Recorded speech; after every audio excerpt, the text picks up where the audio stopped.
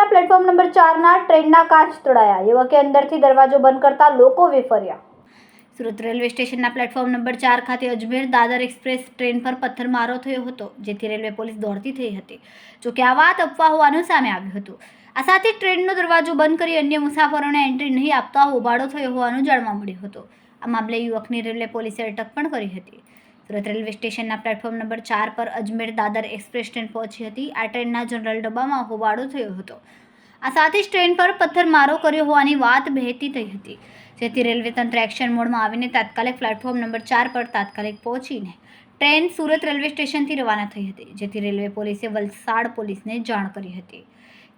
વલસાડ પોલીસે રેલવે સ્ટેશનથી એક યુવકની અટકાયત કરીને સુરત રેલવે પોલીસને સોંપ્યો હતો.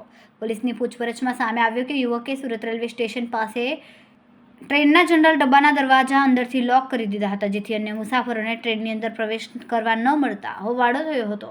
આ યુવકે અશ્લીલ હરકત પણ કરી હોવાનું સામે આવ્યું હતું, જેથી સુરત રેલવે પોલીસે પરવેઝ ઇકબાલ કુરેશી નામના યુવકની અટક કરીને વધુ તપાસ હાથ ધરી હતી.